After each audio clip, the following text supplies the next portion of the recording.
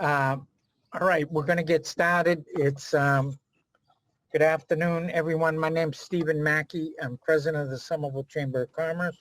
Welcome to another edition of the Chamber's Turning 21 series, sponsored by Winter Hill Bank. This program is being recorded.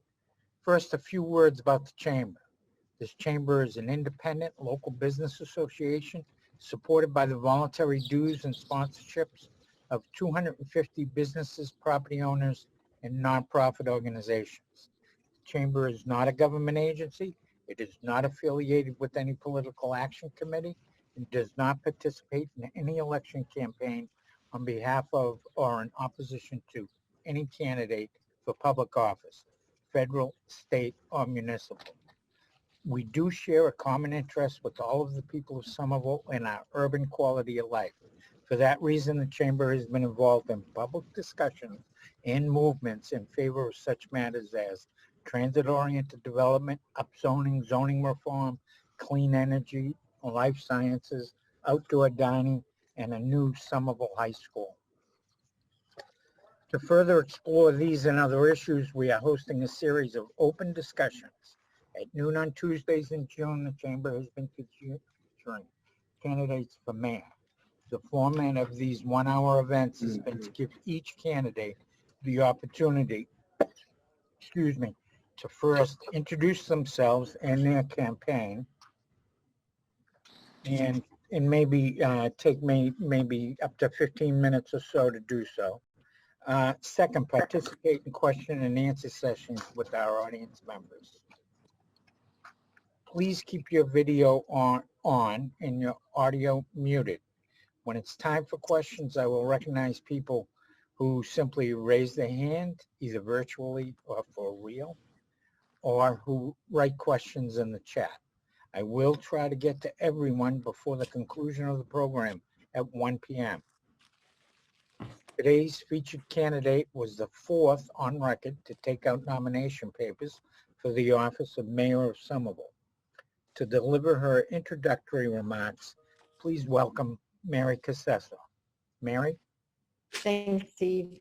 Hi, everyone. I can't see any of you, and I'm sorry. But I did see some of the names in the chat, and I consider myself among friends and colleagues. I'm also delighted that the Chamber is holding this event.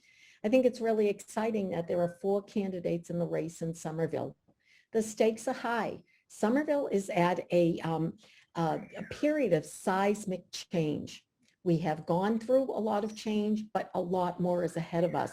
When you think about the Green Line coming into the community in the very near future, and the fact that there will be 6 new train stations and the impact that will have on our community and our neighborhoods, it's high. As well as Union Square is being developed, the Boynton Yards has taken off even faster than many of us thought it would, and Assembly continues to grow. Just seeing the Puma sign as we approach the city has been pretty remarkable. So all of this change is happening. I'm not opining whether it's good or bad, but it's the reality of what is happening. And so I think it's incumbent upon us to make sure that the community values in our neighborhoods that will be in the midst of this change. And we know what that change means. We know what it means to business as it relates to the cost of renting space in the city for the business. We know it's challenging more times for small local businesses that make us proud of Somerville and make us feel the flavor of why we love being in the city. So all of this is underway, and the trains left the station, so to speak. But what I bring to the run for the mayor's office is my lifelong commitment to the city of Somerville.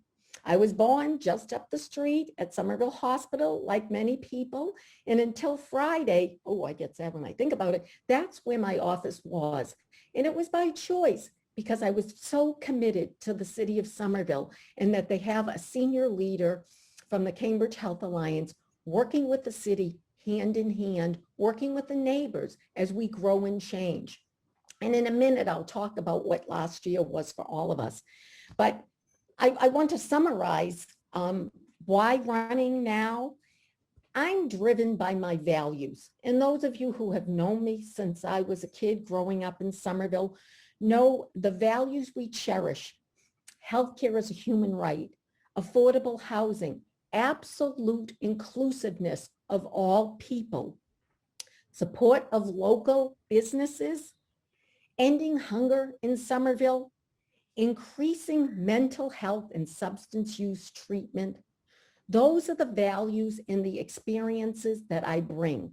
Universal pre-K. I will talk about education, and I'm sure you'll have questions at a later time in our conversation today, because education changed my life. I was the first in my family fortunate enough to go to college because I had scholarship.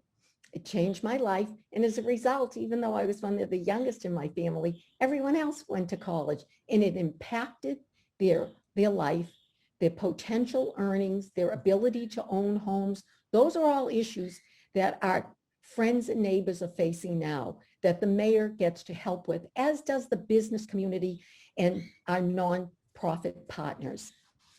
So in addition to my values and what Somerville is facing, I want to talk a little bit about my experience in Somerville. I have had a multifaceted total government effort in both the financial areas, but also in health and human services, where I've spent most of my career. So my most recent job, as you know, was at the Cambridge Health Alliance as the Chief Community Officer. But the work that I did for CHA wasn't exclusively for the city of Somerville. It included Cambridge, Somerville, Medford, Malden, Chelsea, Revere, Everett, Winthrop. Those are the communities that were so impacted by the pandemic. I'll talk about that later. But basically what it demonstrates is my commitment on a regional level to bring people together, because I know all of our state leaders. I know the leaders in Washington. I know all of our mayors. I work closely with the community partners, the nonprofit world that says and does so much to address these issues. So in addition to my work at Cambridge Health Alliance, which also included fundraising, I've had a wonderful career with the most wonderful bosses and mentors. I was Assistant Cabinet Secretary at the Executive Office of Health and Human Services. That's a $15 billion budget, and that was my focus. I was also fortunate enough to work for Governor Dukakis in two capacities: in employment and training, key to the well-being of all in our community, in partnerships that are essential for people to have better jobs and more education. In addition to working for Michael Dukakis in the housing field, and as many of you know, I've spent about 30 years volunteering my time on the Somerville Affordable Housing Trust Fund. I got my start in government with Jean Broome, who served as a mentor and gave me a chance working in health and human services, the Council on Aging, and running a 60+ health center, but ultimately transforming the financial operations for the city of Somerville to make them work better. Jean wanted to sell some bonds for the technical trade school, but the city's books were 3 years behind. And my single focus during those years was automating all of the functions in the city, so we knew where we stood financially and could go to Wall Street to sell some bonds. But in addition, to make sure, with or without the one person that had so much control, we were keeping things moving in Somerville. So I worked with the team of Jean's administration to create the first personnel department, the first information technology department, the first purchasing department.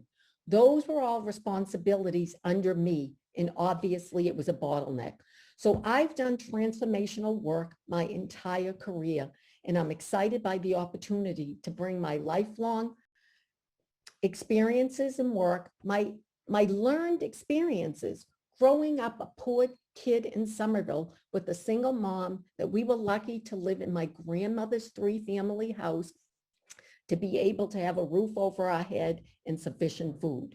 All of these things with my embedded values make me excited by the opportunity to run for mayor. Thank you very much, Mary. Thank you for being here. We're going to be switching now to inviting the audience to ask questions. What you can do it a couple of ways. You can write it in the chat. We prefer that you raise your hand and ask the question. I'm going to give people who do that the advantage. We'd like to have participation up front. I see Mr. Kane first. Pat Kane, it's yours.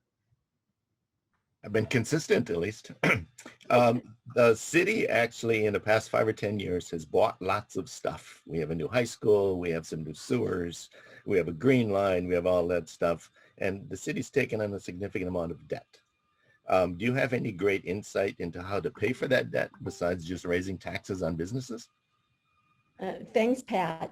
I actually think the city is in sounder financial shape than it's been for a lot of years because of the development that I talked about in Union Square, at Assembly that continues in Boynton Yards. Those developments relieve the tax base for the homeowners in city. And our goal when Gene was mayor and every mayor since was to expand the tax base for the city of Somerville. That helps. When Gene was mayor, within the first year, we had to deal with implementing Proposition 2.5, which meant a loss of a lot of revenue. But when I look at the city's finances now, their debt service level, I believe, is about 5%, which is always considered sound. Between the federal relief money coming in, stabilization funds, rainy day funds, the city is stronger financially than it's been, and the prospect for expanded development, I think, will only continue to strengthen the city. But that's why we have to be wise and smart about how everybody benefits from the development. The city has also, I think, done a good job having long-range planning. When Gene was mayor, we started for the first time doing a long-range capital plan, because you have to know in the next 5, 10 years what investments are needed so it's never a surprise and you don't run out of money. And so while there's a lot of work, and we know people have ignored the infrastructure, and while we've made Proposition 2.5 work, there still has been a toll on roads, bridges, sewer, etc. So a long-range plan becomes critical. We also saw in the pandemic, it's essential that our buildings are able to provide the kind of help in quality air that is necessary. And let's face it, folks, there is still a chance that in the fall, we might see a rise because of the new variant that's being experienced, and we know what science tells us, that infectious disease is going up. So as long as we have resources, we have a long-range plan, we have an idea of additional resources that we'll get from the federal government, and Somerville remains desirable from a development point of view. I'm sure we'll talk about the pluses and the minuses because we want it to work for everyone, and we don't want to lose any more of our diversity in the city. But I feel like the city financially is in solid shape. But you can never turn away from ongoing budgeting, planning, having voices and input from all of the community to understand the priorities. It's not perfect, I know that, and it does matter to have someone in the mayor's office that listens to everybody. That's how you build community and you work together, valuing everyone. Thank you. Don Hughes, next question. Hi, Mary. Thank you for joining us today. Hi, Don. This is a follow-up with the Pat's question and your answer. You know, as somebody who is a homeowner in Somerville, I totally see the need to continue to increase the commercial base to take some of the tax burden off the homeowners. I think, though, just, you know, having been in the chamber board for a number of years and seeing a lot of different projects kind of try to work their way through the city process, I think Somerville's gotten a reputation as less than a hospitable place for commercial developers and even residential developers. So I'm wondering what your thought is. How do you strike that balance between meeting the community needs, but yet not pushing, developers who might come to a big Science Life building, who might want to go to Medford or Arlington or, somewhere else because they just find Somerville is a little bit too onerous, from pulling a building permit to getting to, 29 neighborhood meetings. What's your plan on making Somerville a place that's hospitable for continued commercial development? Dawn, I agree with you, and I hear it because, as you probably know, I bought a house for my daughter when she was doing her last year at Tufts. And so I could see firsthand what the process is. And it's a little complicated for sure. I think it is in other cities, but Somerville has been getting the reputation. And so that matters. And not just in terms of ISD and all of the other departments. I think that customer service, everybody helping to be ambassadors and navigators for the city of Somerville, is absolutely essential. So I pledge that, and any of you that know me know I feel that way from the first phone call anyone makes in any business I ever worked in. Our job is to navigate, not give someone another phone number, but make it work for people. I don't have all the answers in terms of how we decongest all of the issues related to development. And I do feel strongly we shouldn't rush into any developments, and we should understand how it benefits our overall community. I love to use the example of Tom Bent related to his commitment of making certain, sorry everyone, allergies there, thank you, committed to the high school students in internships in his company. If we bring life sciences in, we should be working with them, as Justice Start has in Cambridge, to do research lab training programs, and not just our high school students, but why not some of the parents of kids that live in Somerville, to raise up their standard of living, to give them an opportunity for a job that pays better. So I think we want to make certain we are welcoming the development, we are relieving homeowners, but even relieving in a way that we're also investing in other areas that are important in our city. So I'll just say quickly, we know climate justice is huge, and we know perhaps tax relief for some investments in a environmentally just community makes sense. So I don't have all the answers. I agree with you, Dawn. I hear it from a lot of people. I think it's worth analyzing, but not necessarily being the fastest in town without understanding how we all benefit as a community from the development, and how we help homeowners have some relief and move in the direction that improves the overall health of our community. Thank you. Thank you.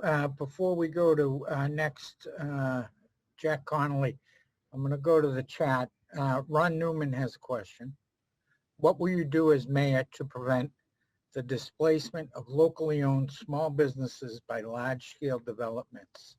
For example, a proposal in Davis Square could, if not managed, properly managed, displace a doctor's office, a restaurant, a shoe repair shop, and other such businesses that are useful to local residents. Ron, thanks for your question. And when I talked about my values being embedded in what I do, and I talked about small local businesses, we can't end up like Harvard Square in Cambridge, where they're all chain businesses, and they lost, in my estimation, what made it charming and exciting and the soul of why we all liked, as teenagers, going into Harvard Square. Now Somerville has that. And all of us, I'm sure, through the pandemic and always patronize the businesses that we think are critical. The 789s, Al Capone's, the neighborhood produce store. I mean, any and every local business I visit, they know me. And through the pandemic, I was making certain to provide as much tipping support to the folks. They were hurting, just like artists were hurting. And I won't get into that because I think it was less done. But I would never change the commitment to small businesses, but I think we all have to feel that same commitment and make certain that we are visiting those businesses, buying as much as we can in those businesses, and keeping the fabric of why we think Somerville is special to us. That would be a priority of mine. Next question, Jack Connolly. Thank you, Stephen and Mary. Welcome. Thanks for participating today. I have a couple of concerns. Number one, we just talked about Davis Square to some degree. You remember the work back in the late 70s and 80s when Gene and a lot of us worked to bring the red line into Davis. And now here, a long time later, nearly 40 years later, Davis is deteriorating because the concern has been for Assembly Square, the concern has been for Union Square, and for a host of other issues. And now Davis, I think, is at the crossroads, especially with regards to how you deal economically with the infrastructure and perhaps the resizing of the square in terms of zoning, in terms of cars and bicycles.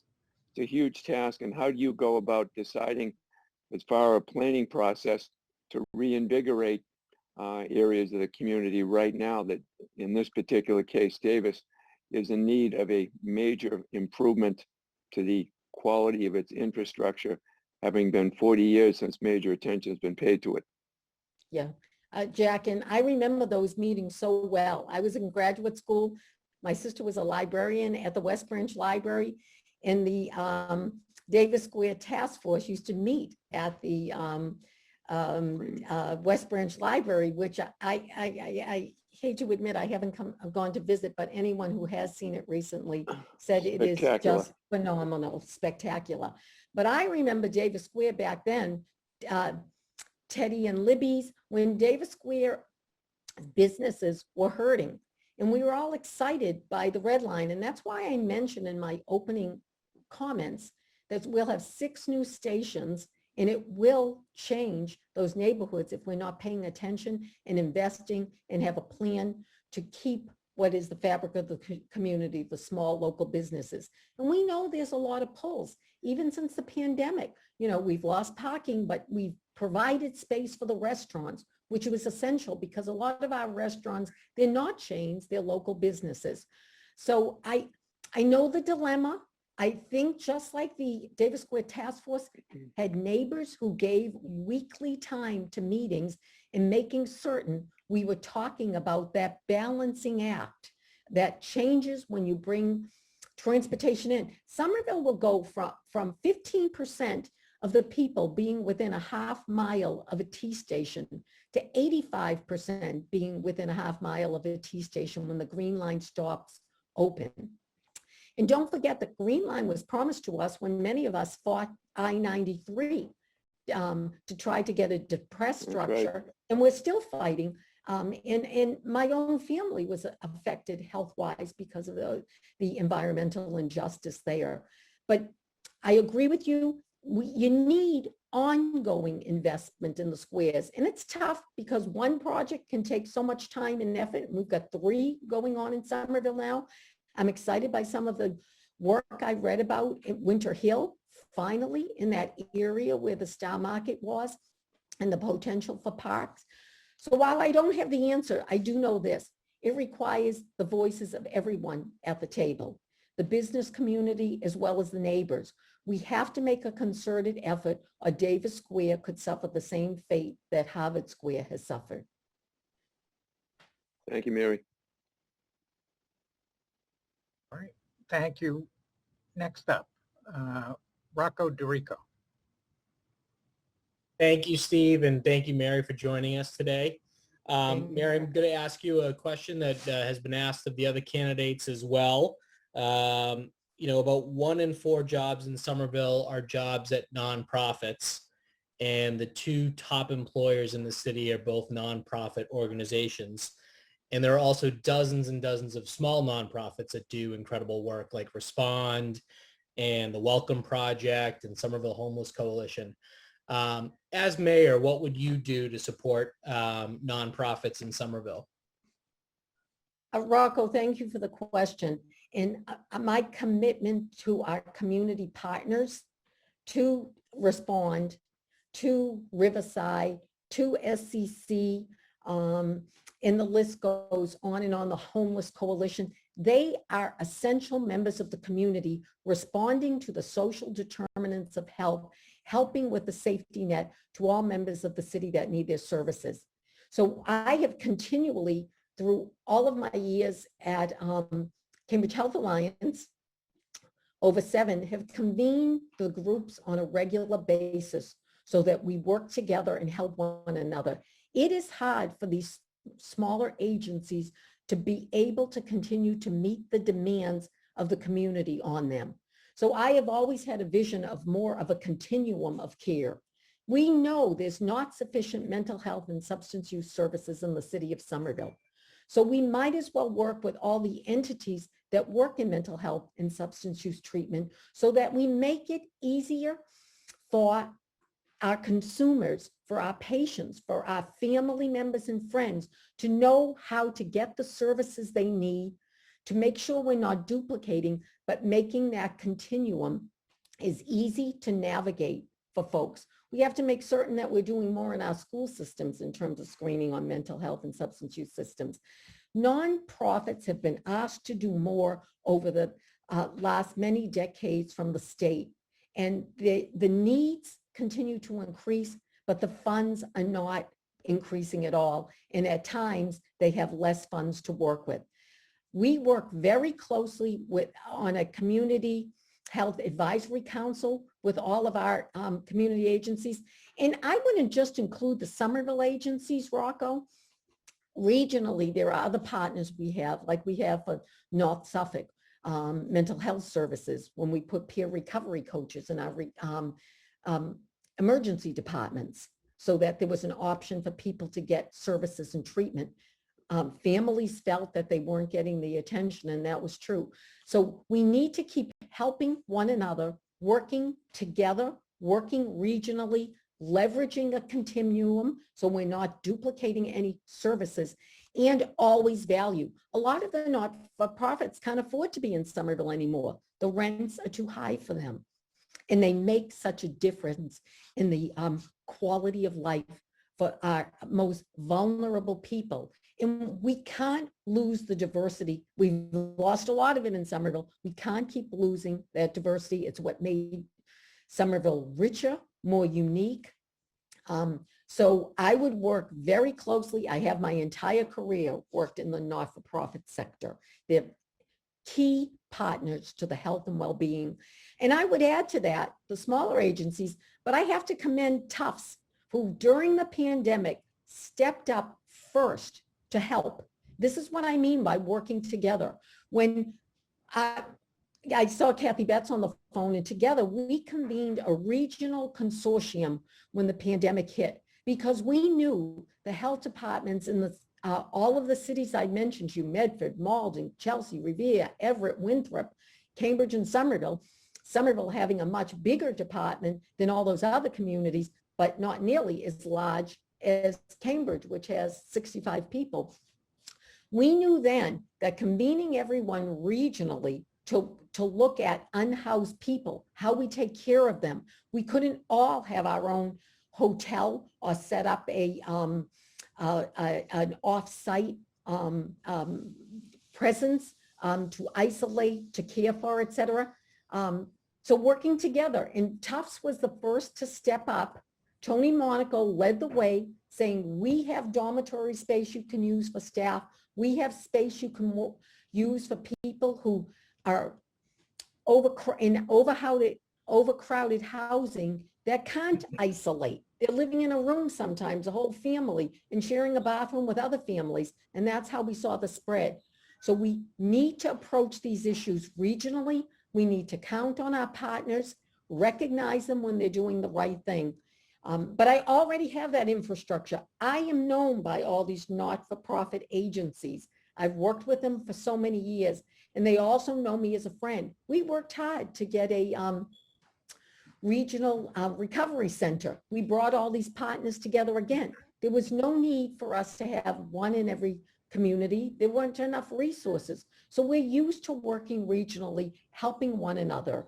So I'm familiar doing that. I'm happy to keep working with that.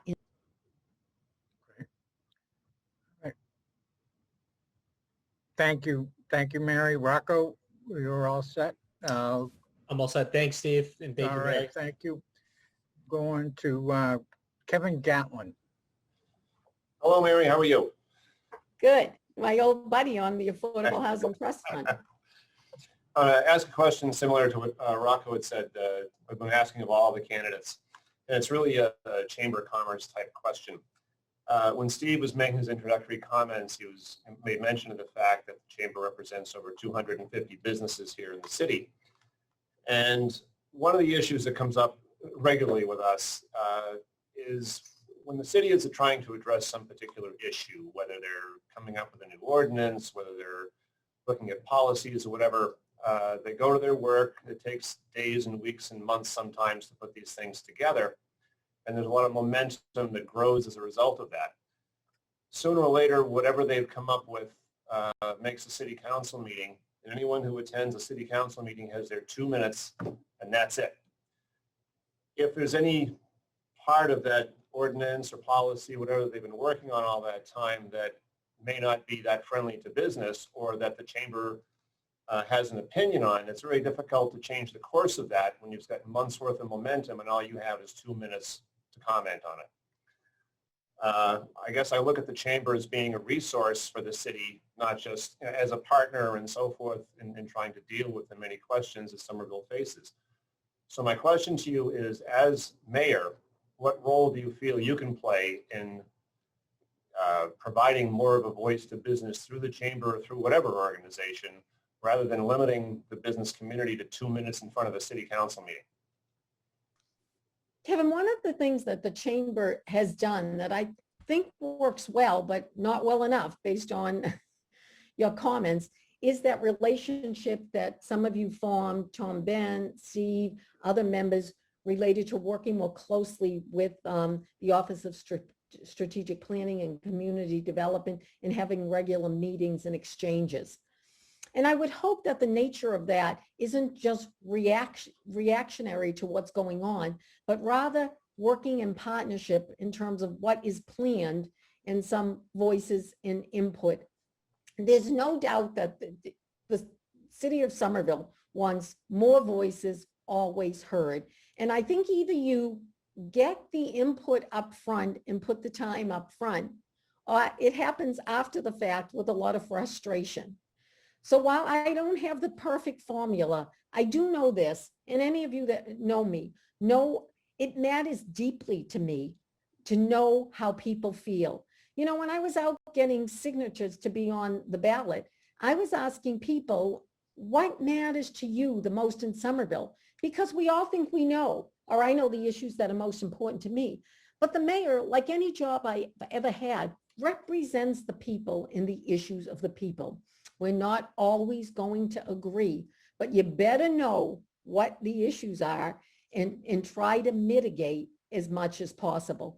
I also think, and as a member of the chamber, I know there have been times where we've tried to get more participation at those meetings, and albeit you only get the 2 minutes, we don't always get a lot of people spending the 2 minutes. I would love to, when and we've talked about this with members of the chamber, I would love the chamber also to have their platform in priorities. And not only as it relates to the business segment, but I've worked with a lot of you. Kevin, you and I worked on the Affordable Housing Trust Fund. Jerry and I have worked incredibly closely together this past year during the pandemic, making sure we were getting food to people, volunteering in all ways. I would love to see us work together on projects like that that help the entire community recognize the credibility and importance of the business community, and so start building the opportunity for folks to understand how complex. None of these issues are simple, and we all view our issues from our one vantage point. I wish that life could be that simple. I do think I bring the unique history of bringing people together, not pulling them apart. And so I think this is a really important transitional period for Somerville, and we need someone who will listen. Not everyone's going to be happy all the time, but at least my goal would be that no one says, we had no opportunity to talk. And I would challenge everyone, just like as when you're running for mayor, to develop your platform. What other kinds of things could we be doing that can help with the small businesses staying in Somerville? So I know it's not a perfect answer, Kevin, but if you heard nothing else, you heard my pledge that everybody needs to have their voice heard. And I'm committed to that. And how do you grow up in a community and know everybody on the phone and ever think I could turn my back on folks? That's how you build community, and that's how you care about each and every person in the community. Thank you. Thank you. Thank you. From Zachary Baum in Union Square, how would your response to reopening businesses after the shutdowns due to COVID-19 have differed from the current administration's response? I actually think Somerville, just like I commended Tufts, I thought Somerville was a leader. Now, don't forget, everybody, I was in the thick of the pandemic. I was working 7 days a week in my office, and I was working with cloth masks, visiting all of our staff, doing rotations on the weekends, not protected.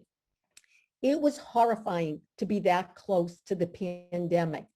As well, I worked as hard as I could with community members, neighbors, and some of the businesses trying to get mass production of cloth masks done. Because let's face it, hospitals were frontline workers, but at some point we even turned our attention because we knew our most vulnerable population, young people, when we were being told it was older people. No, in our communities, it was the young. It was the most vulnerable families living in overcrowded circumstances, working at jobs that they do not get paid sick time. And if they didn't work, they weren't going to be able to put food on the table of the family. So I felt that Somerville was prudent. I felt the help from Tufts was important. I felt contact tracing from the beginning was essential. All the testing, and CHA jumped right in here. That was all really important. I do think that businesses were hurt really hard. And I know that the RAFT and other programs for getting support are really complicated, and some people opted not to do it. And I do think part of the obligation of the city, but you'll hear this theme on everyone, even when I work in the hospital: customer service, being ambassadors, not transferring calls, but solving the problem and the issue for people. We don't do this fairly well. So I think we let down some of the businesses. I know I kept visiting the businesses, buying, doing, and I think a lot of you did. I think on the school front, I think that women in particular were hurt really hard, especially the most vulnerable, because they were taking care of their kids. They weren't able to do their job, take care of the kids. We know there were differences in broadband access, et cetera. So I think what we learned is that on the school front, we needed more support for families a little early on, but never at the risk of health and safety. We still aren't totally over this pandemic. We could see another surge around the time that the new mayor comes into office. And so we better be ready, and we better understand boosters, what we need them and when we need them. And we need to make certain we've made city buildings safe. But we need to do more for the small businesses that we all agree are critical to the fabric of the city. But I think all of us read, was it in the Globe this weekend, the story of Once and how they've come back, but it's not in Somerville and it's not by Central Street and Highland Ave where they were. So we've got more work to do helping the small businesses succeed. They haven't recovered. The arts community hasn't recovered. So more to do there. Thank you. Next up is Adam Portney. Hey, Mary, thank you for joining us today. First of all, you're taking over a long-term established administration. I'm just curious, aside from what you've said, what things do you think that you'd like to see continued in that administration? And what things, as you're joining this and running for mayor, are parts of the executive that you would want to tweak or change almost right away? And then aside from that, on the schools, if there is an uptick, do you think that you would ever consider, I mean, what is your test or your level that you think is acceptable? I mean, they came in and said that we were at one of the top 1% of schools in the country, and we were still not open until we were forced to be. So I would just like to hear your part of it, like what you think on that from the health side. I'll just start with the schools because it's what I remember most. You might have to help me through the others. I already said that I thought on the school front, we let the science dictate, and I think women were hurt trying to balance taking care of their kids who weren't in school and not being able to do their work. So I think there was room to look at the schools, go back to the schools sooner, but I think we need this period to make certain we have the systems we need in our school buildings that are healthy and safety so that teachers feel confident. The parents felt ready to let their kids go back to school. And quite frankly, I think the teachers should have been on the top of the list in terms of vaccines. And they didn't make it right away to the top of the list. So I feel like that was an area that I may have done a little differently, but I'll always listen to the science. I know Eric Landers. I was watching all of the science and the unfolding. I also worked on some innovation during the pandemic. There was a small women-owned diverse company that was developing a test, a self-testing that would have been a few dollars for each person to have, and it could have allowed us to reopen more schools and businesses by having the ability to do self-testing. And for the life of the group of us working to advance this, there was so much going on that people were unwilling to invest in what would have made a critical difference in terms of reopening sooner, because we had other systems with the water testing, et cetera. So I think there's more we could have and should have done. And, you know, we're in the middle of the, between Tufts, Harvard, MIT, everyone was helping with data and research. It was tough in the middle of it. I have to say myself, you heard me say it. It was really tough trying to help the community, our community partners who had nothing, even making sure essential workers still going to work every day. I was sending to Foss Park masks and some food, trying to get a sense of testing of those populations. There was a lot to do. We could have done some things better. You asked me about what I would do in terms of, yes, 18 years is a long time to lead an administration. I've been in government transitions in the past, and basically right after the election, if not sooner, and I've already been talking to different people, it becomes really important to understand what's going on. And it's typical in government to a transition to have transition papers, white papers of, what's working, what's not working. And that's one measure of data and the outcomes. Another is going to be talking and working with the team, but talking on the outside too of what's working and what's not working. We have some great leaders in the city. I've worked most closely with Health and Human Services and partnered with them. And I think we've done a good job. I've also partnered, as I said, with some of you, Jerry Fodor and other of the banks who have stepped forward. So I think that I'm not waiting till I'm in office to know how we're doing in those different offices. My whole plan would be predicated on having a great understanding and an assessment of what's working and what's not. And my commitment always to customer service. But the other thing I'm always committed to, that I believe is the reason I've been successful doing transformational management, I think the whole team matters. I think the person at the front desk answering the phone is as important to me as anyone else, because if they're not there helping, it's not going to work. And why I've been successful, all the people are our greatest resource, our biggest investment, and they all matter. And that's why I've been successful, because people know I value them. Thank you. That's a credit. I think, oh, Steve, do you want me to stop talking? Well, I want Health to and make Human sure. Services. No, I would want be- you to keep talking, but I want to make sure that we're able to get to our next questioner. Okay, but I'll just say quickly, Health and Human Services, that would be a priority area.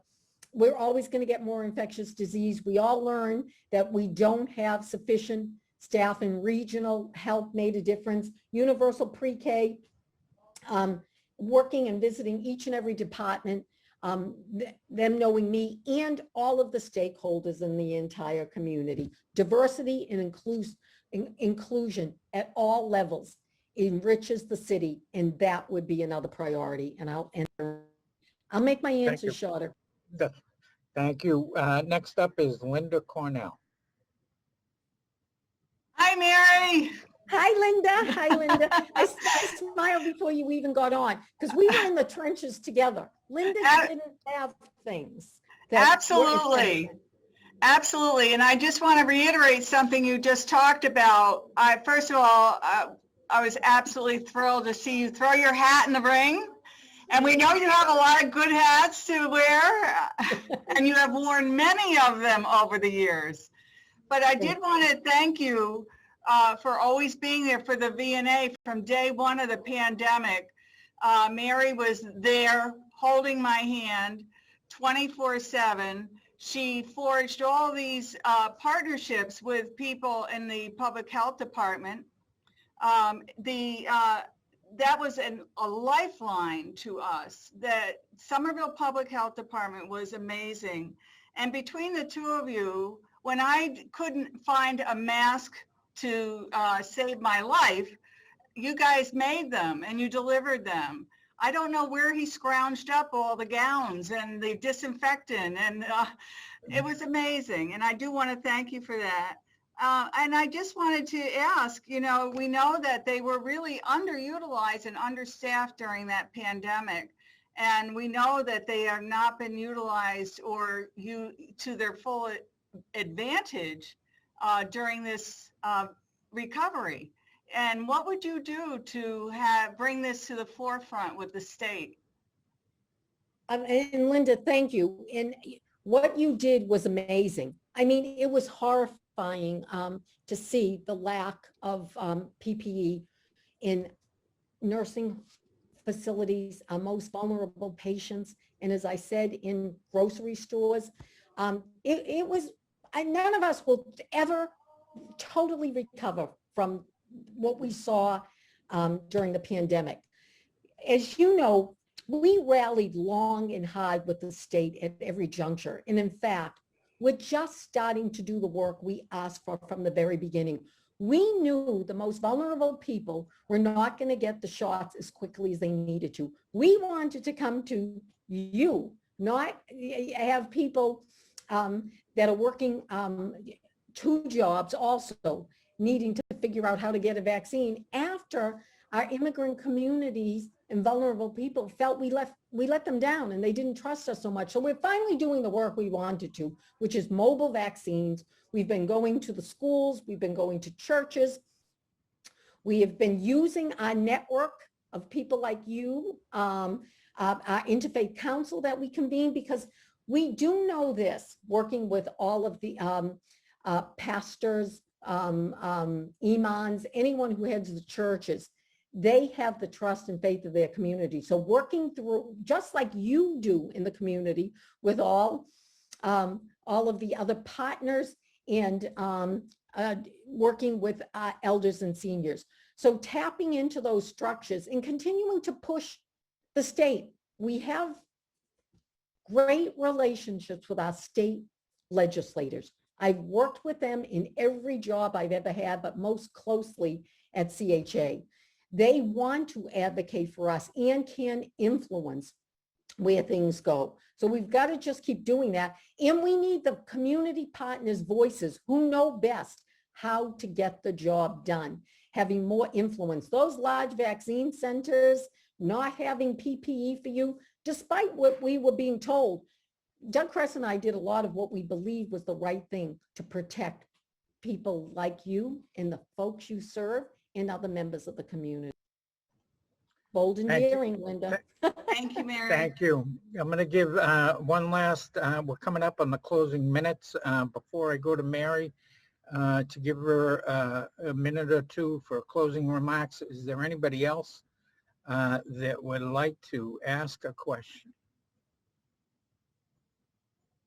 All right, I'm going to hand it over to Mary, and then I will, after that, take up what's happening next. Mary, if you want to wrap up. Thanks, Steve. And I'm sorry, I'll be short, and I apologize. I didn't think my answers would be so long. And you're all welcome at any point to send me an email and I'll answer other questions. Thank you for your time. Thank you for your commitment to the city. And thank you for what I believe we all understand. We need the next mayor of Somerville to be someone who can work with all members of the community. Someone who cares to listen and bring people together, not apart. Somerville is at, I said, a tipping point.